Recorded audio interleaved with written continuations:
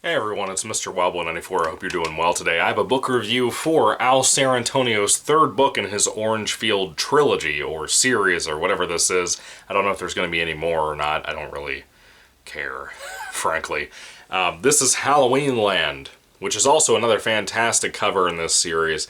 Probably my least favorite out of the three that I've shown you guys in my recent reviews for the first book, which is Horrorween.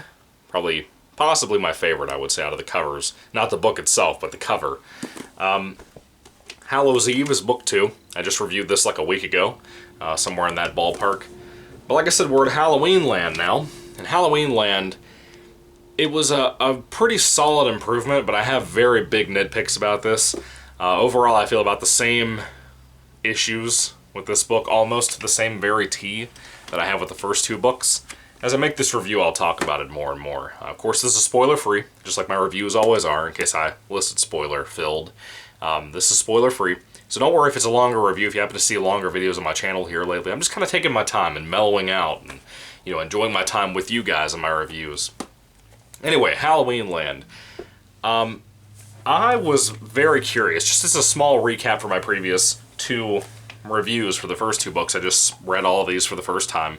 Leisure Fiction is the one who published these from Al Sarantonio.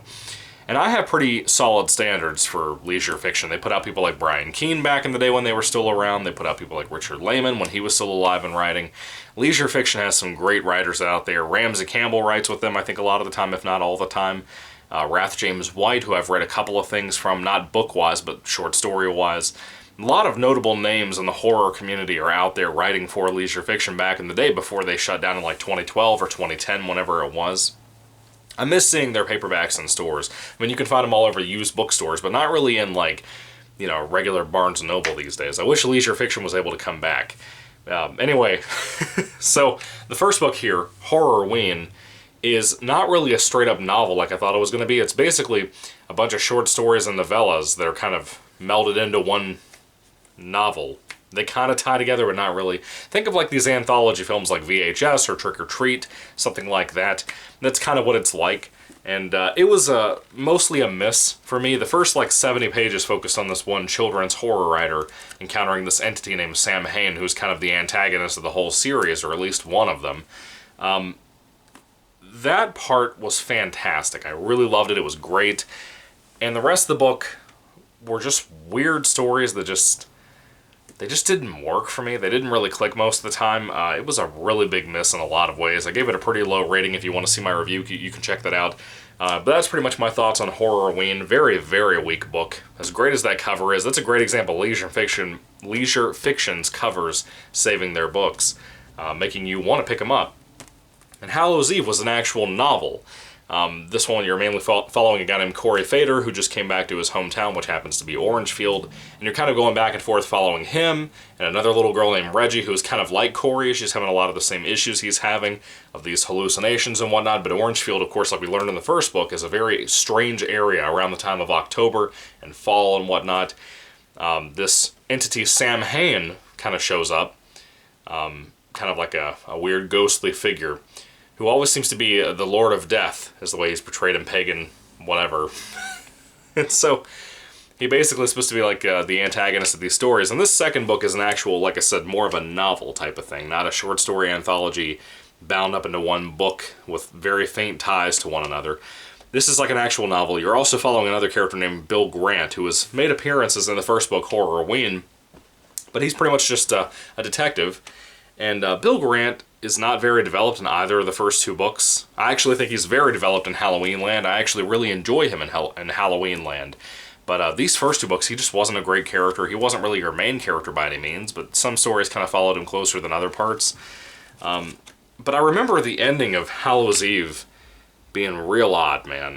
One part actually was so bad, one particular plot twist, that I laughed out loud. It was so stupid. This is a very weak book.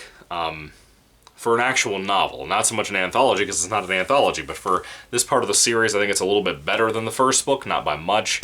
And I will say this, I do think that the final book, the one I'm reviewing, Halloweenland, is possibly the best book in the series out of the trilogy or whatever we have. I don't think any more of these books are coming out anytime soon, but so far I think this is the best one at this current point.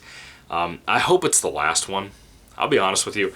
I have a tote of books that when I finish a book that I'm not crazy about, or I have books that I'm planning on getting to one day but I don't really have the time to right now, or just really don't have the urge to right now, I just kind of put them in a tote and put them downstairs because I have too many books and movies as it is. So something I'm not enthralled with that I don't want to get rid of usually goes in a tote down in my basement. And that's pretty much where these books will be going. I'm not going to lie to you. I'm not going to take shelf space to put these up on. I know a lot of people would say to donate these. These are the kind of books I could see myself coming back one day and reading them again. Just out of curiosity to see what happens in the future, what my tastes look like in the future, if I'm still reading books consistently in the future. I love horror, so I have a horror collection of movies and books and all kinds of stuff. You know, if you've seen my Michael Goosebumps fan video about my Goosebumps collection, you can see my movie collections on the same two bookshelves beside my main Goosebumps shelf. I got a lot of books and movies, man, a lot of content floating around. I'll never be bored. So I have a lot of stuff that I have to read and watch in the future, someday, God willing. And I'm one of the types, too, I just don't get rid of stuff. If it's something that I really just did not like at all, or if I really need to get rid of some stuff and filter through my collection, then I will get rid of certain things. And I do think that maybe one day I'll get rid of these, but I paid a pretty solid penny. I mean, these would have been like $6 a piece back in the day when they were first released. And I paid like $20 or $25 for the set because of how great the covers were. And it being leisure fiction, I had a lot more faith in these. But it looks like these are like the last things, one of the last things that came out of leisure fiction, so it kind of explains if their standards went that low before they shut down, there's probably a reason why. You know, they're trying to put out great covers to save horrible books or rough books. I want to make it clear, the Orangefield series is a mess. It's a very big mess. This third book, Halloweenland, is also a mess. It's not as big of a mess as the other two books, but it's a kind of mess. But I do like certain parts of them. I'm trying to figure out where to even start with the story. So, this book is a little bit longer, right, than the other two books, mainly because the font is smaller, which was odd to me. It was weird. Some of the chapters are actually longer than they usually are. Usually in the first two books, the chapters are pretty short, like maybe 3 or 5 pages long a piece. They're not very long. You might have some chapters that are, you know, a paragraph long and they end, you know. That was a little odd to me. Some of the formatting changed in Halloweenland compared to the first two books, which is a little odd to me as well. And then I noticed at one point that there's a section in the back of the book called The Baby. And then I realized that this story, the main story, ends at page 230 out of like 330, something like that. How long is this book? The book is like 310 pages, but the main story ends at 330, or 230, excuse me. And then the rest of the book is this thing called The Baby. And there's a little note before it from Al Sarantonio himself. And as I read that, I found out that what that is basically like the first like 50 pages of the book, or 70 or whatever it was, with a different ending. You tell me that wasn't filler, right? Apparently this was the original story that went into the submission for some kind of magazine out here, and he decided to write an Orangefield story for that magazine for his submission to that. And he wanted to include that here just as a piece of Orangefield history, or whatever he wants to call it. So I've learned some things about Al Sarantonio as I read this book. For my last review, when I did Hallows' Eve, that night that I uploaded that review, I happened to be looking up Al Sarantonio on Reddit, just to see what people said about him on Reddit, see if anybody talked about these books at any point on Reddit. I couldn't find any book talks about the Orangefield series, but I did find people talking about some kind of Star Trek book that he wrote. And some of the passages people were posting quotes from that Sarantonio had written were embarrassing. I mean, absolutely embarrassing. Now, I want to say all that to say this before I get into the actual book itself. I think it was either in Hallows' Eve or in Horrorween. I'm pretty sure it was in my Hallows' Eve review, the second book of the series, where I talked about, it seemed to me like Horrorween was a writer's first book, and then Hallows' Eve was them improving and showing how much improvement had happened between the two. That's not what happened here. I thought it was. It's just a bad book series from a bad author, and I'm gonna be direct about that. I think that Al Sarantonio has the potential to put out good books, but it seems to me like there ain't many out there from what I'm seeing. Because those Star Trek passages, they were horrible. They were genuinely unequivocally bad. I mean, just horribly written. And I couldn't believe it. Now, in a horror, cheese, camp type of storyline like these, you don't need excellent writing. You don't need to be Shakespeare to tell a good horror story. I just need good storytelling. I need fun characters. I need scares. I need all kinds of stuff. Gore, at the very least. I need something there to really pull me into the story and get me really involved. And Al Serentonio, he can sometimes do that, but the biggest majority of the time I notice he does not pull that off, which is rough to me and a little weird to me. Apparently he's been writing for a long time, a lot longer than I thought he did, and a lot longer than his writing style indicates, which is me not trying to be insulting or shady, but it's the truth. I guess Serentonio is just genuinely just a bad author. I mean, he just doesn't put the time and effort into his books that he needs to. I think he doesn't... To me, he doesn't understand horror, but it's his own kind of horror, so I can't really judge that too much, but I just don't like his style of horror. You know what I mean? This book starts out on a great note. Halloweenland, the third book, starts out on a great note. It was a fantastic book for like the first half of the book. And when I say the first half, I mean the first half of the 230 pages. Like, I was pretty invested.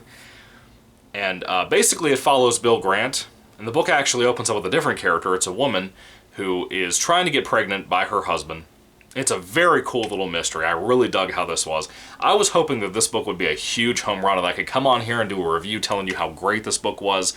I cannot do that, but I will tell you that the book starts off fantastic. I love the premise. I love the setup. Basically, Bill Grant gets involved in a situation where a woman who's trying to get pregnant, her husband comes home in the middle of the night. He's very, very cold, and it's just kind of eerie and weird. And they make love, and she becomes pregnant, but she finds out like the next day, not that she's pregnant, but she finds out the next day, after the night that her husband and her made love, that her husband died in a car wreck or some kind of horrible accident the night before, and that there were two people who were going to take him to the hospital, or whatever situation happened, that they could confirm that he died before the time that she claims he came home and they had sex. And it's a really wild story. And again, she ends up being pregnant, and this pregnancy's moving pretty fast. I mean, pretty fast. Bill Grant gets involved at one point. And Bill Grant has basically gotten to the point where he's such a major alcoholic over his wife Rose's death all those years before.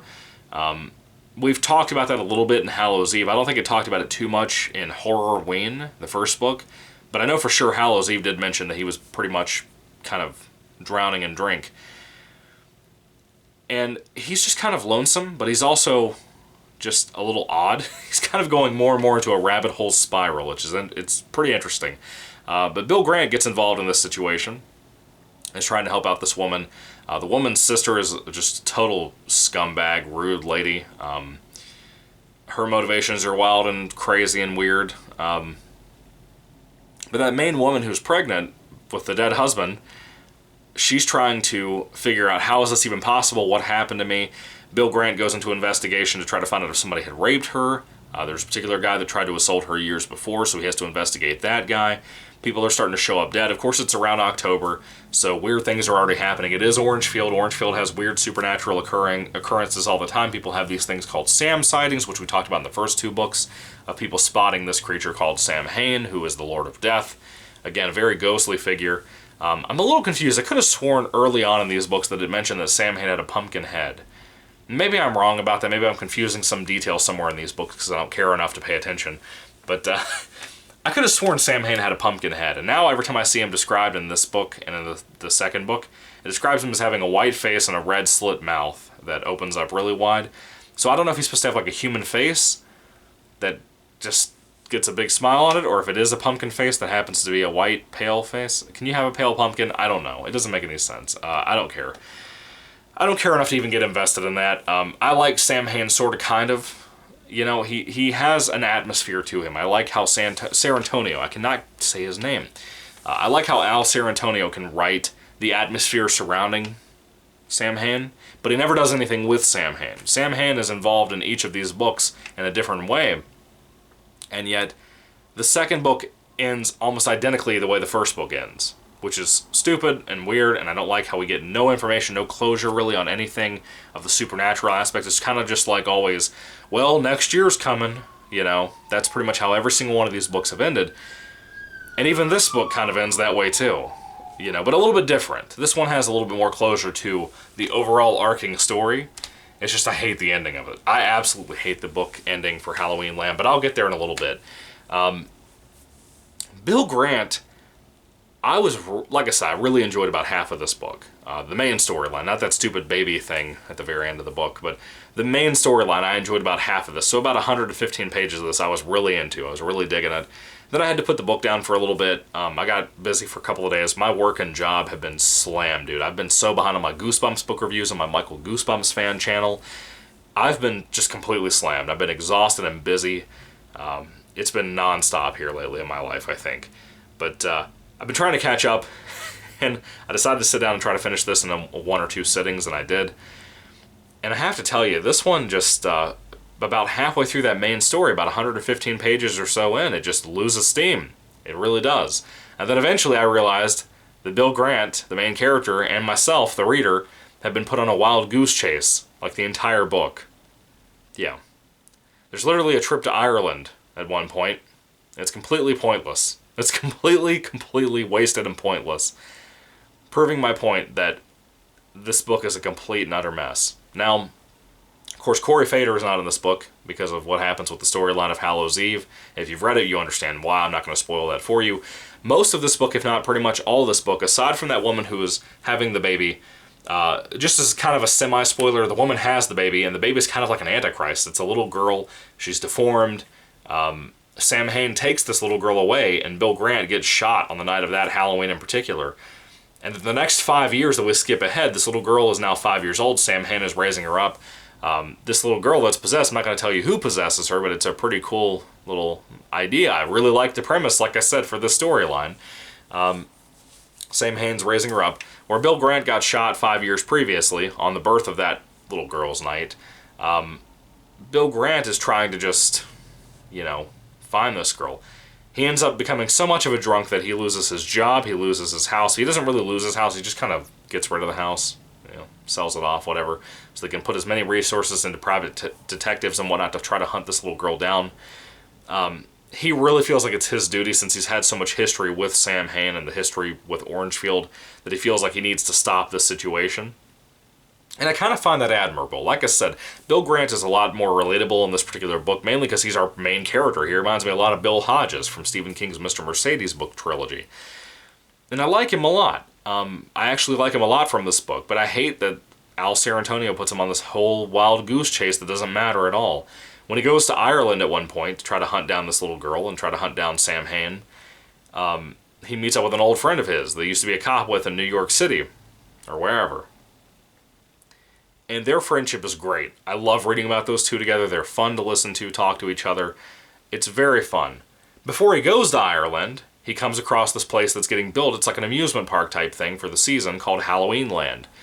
The title alone comes from this. And Halloweenland is ran by this old man. There was a really great plot twist involving him that I thought was pretty surprising. It kind of kicked my feet out from under me, even though it wasn't a fair plot twist. A good plot twist is when something really shocks you that you didn't see coming at all. It's a sleight of hand type of thing. This was just I did something different and you didn't see it coming because it was so different that you'd never guess it in a million years. It was that kind of thing. It wasn't a fair plot twist, but it was good enough to make me be like, oh, okay. So there are certain things that work in this book. I did think that overall this book might be the best out of the three, but that's not saying much because of the horrible ending. The book gets so weak later on. And mainly because the Halloween thing, the Halloweenland thing, in my opinion, should have been more about the story's focus. There should have been a lot more about that. This whole wild goose chase thing, I felt like I completely wasted my time. I felt like 50% of this book was completely wasted on doing nothing different. Just kind of having us run around in circles for no reason. Having a chance to kind of develop Bill Grant a little bit more. And that's fine and good if you want that, but I wanted a story. I wanted an actual, real goose chase, not wild goose chase, story. And I did not get that. I got kind of just a wasted time doing nothing. People talking, people trying to quit drinking, that kind of thing. Which could be good for a character. It wasn't amazing, but it was good, I'm just very wish-washy on this whole series, but specifically this book, because I wanted to like this the most. It started out the most promising. It wasn't like the second book, Hallow's Eve, where it's just mostly a person coming back to their old hometown, dealing with some old problems that they had back in the day, encountering old people they haven't seen in a while, old girlfriends, that kind of thing, with some new supernatural issues. The second book is very much a typical type of thing that comes out in a lot of franchises or series of horror, especially when it revolves around a haunted town or a haunted house or anything like that. However, Halloweenland had a lot of opportunity to do something very, very, very different, and I think by the ending of that book, mind you, a big chunk of the ending I've already forgotten about because it was just so bland and so dull, and there's one particular twist that the book ends on, in the epilogue, I think is what it was. It may have been, may have not been, I don't remember. But there's a particular twist with Sam Hain, and the direction they take Sam Hain, that I think was a complete and utter mistake because it wasn't hinted at pretty much at all in the first two books. It was a terrible idea. I will say this. I think that the little girl, the little Antichrist girl story, that's fantastic. I really, really enjoyed that. There's some chapters that focus on her encountering like another little girl in a park, for example. I really like that. There's a car that the little girl gets into all the time that just drives itself. Sam Hain's not there. It's just this car, for whatever reason, can drive her around. That's really cool. There's some really cool imaginative things in here that Al Sanantonio wrote in. But again, I don't understand how somebody with so much promise and so much potential can write a book so dull with such a terrible ending. It's a bummer, you know? It's like the guy who did the Darth Bane trilogy. I cannot remember his name from the Star Wars Darth Bane trilogy. I don't think it was Kevin Anderson, but whoever it was, the guy who wrote those three books, the first book was phenomenal. Was it Drew Karpyshyn? I think it was Drew Karpyshyn, however you say his name. The first book of the Bane trilogy is phenomenal. The second book is okay. The third book is okay too, but I think the second and the third book both have really bad cliffhanger endings that just suck. And there's so much time put off between the two that you can tell it's not a fully developed story like the first book. The first Darth Bane book was phenomenal. It felt like an actual novel, had some great, great stuff, and I think a lot of people would argue that the Darth Bane book 1 is one of the best Star Wars books ever made. I think people would say it's one of the best Star Wars tales ever written. It's incredible. And it feels like the second and third books were tacked on. That's just my personal opinion, but I think a lot of people feel that way, more so than they admit. I see it a lot on Goodreads and whatnot. So anyway, this book has a lot of steam, and it doesn't work because of stupid choices. Just plain and simple, stupid choices that really let me down. I like the cover, I like the premise, but then 230 pages later, we have this horrible ending involving Sam Hain. I mean, literally the storyline of the direction they're taking Sam Hain here, I think it's already bad, you know? But the ending for Sam Hain's storyline, it's genuinely awful. It's genuinely an awful twist. I literally, when I read this, I'm not going to tell you what it was, spoiler free, like I said, but when I read the plot twist at the end of the book, the last thing Sam Hain is involved, his last scene, I laughed out loud in the worst, most mean cackle that I could possibly give from my throat because of how stupid that was. It actually baffles me how dumb that twist was. And I understand as an author, you want to get creative and have a really solid ending. That was so out of left field in the most dumb way I've ever seen in my life. I'm actually kind of embarrassed for Al Sanantonio because of that ending. I don't like it at all. But then the story's just done. The story is literally just done at that point. Now, like I said, I had a good time with Bill Grant. I had a good time with his best friend character from back in the day he used to be a cop with. That stuff was fun. I hated the whole trip to Ireland thing because it just wasted time that we did not need. It feels like most of this book is Bill Grant, you know, just running from place to place, chasing a nothing. I don't know. I feel like I wasted so much time. I'm so bummed. This whole trilogy of books just tremendously let me down. It's been a while since I've read a book series where all three books are bland. And they have a promise here or there, and then they completely let me down. It's been a while since it's happened, and all three of these have done that to me. I've been interested at the beginning, and then as I get through the book, the ending sucks, kind of ruins a lot of other things. Dumb choices to try to fluff out a book made it worse. And like I said, after you read 230 pages of this book, then you get to read the first 70 pages again, the exact word-for-word pages almost, with a different ending at one chapter. That's it. To try to end this book on. Because it's the short story that came out before Halloweenland. And that was, I'll admit, that's relatively interesting, but the fact that all, 70 pages were written the exact same way as the rest of the first 70 pages of this book were amazing to me. Because I kept skimming and skimming and skimming, trying to figure out what's different here. Even though the author's note said that there's something different at the end of this. And I read and read and read, and then I finally found it, and it was maybe a chapter that was different, maybe 2 chapters, which in San Antonio terms, it's like a page or 2. It's not worth your time. I'm going to be honest with you. I love leisure fiction. I love the covers of all 3 of these books. I like some more than others, but I love the cover of all 3 of these books. I like the premise to many of them. I like the way they all start, pretty much. But they are all a giant waste of your time. The twists at the 2nd and 3rd books, the endings of those books, are terrible. Just really, really terrible. The first book being like a horror anthology Halloween type thing that doesn't do well. It's not up to the quality of something like a VHS or, I don't know, Fear Footage or anything like that. It's not up to that par, so it feels so wasted. You know, it just feels like you wasted your time. And reading these 3 books, man, I'm telling you, I just feel like I've wasted so much time on 3 books that somebody sold to me for like $25 on eBay. I'm dumbfounded by how disappointed I am. But like I said, these are going in the tote in the basement, basically. I have no reason to hold on to these, but I will, because I'm pathetic, and I can't let go of things, especially things that I'm not enthusiastic about in whatever shape or form that you possibly could be. So Halloweenland, that's my review for that.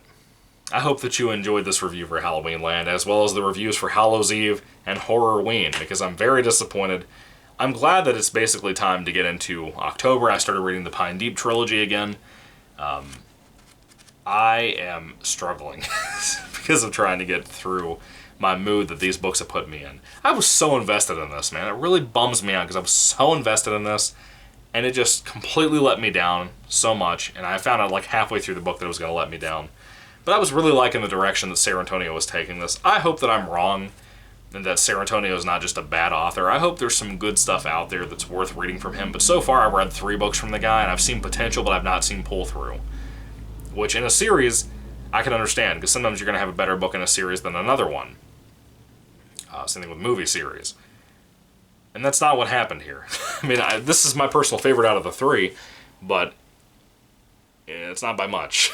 Not by much.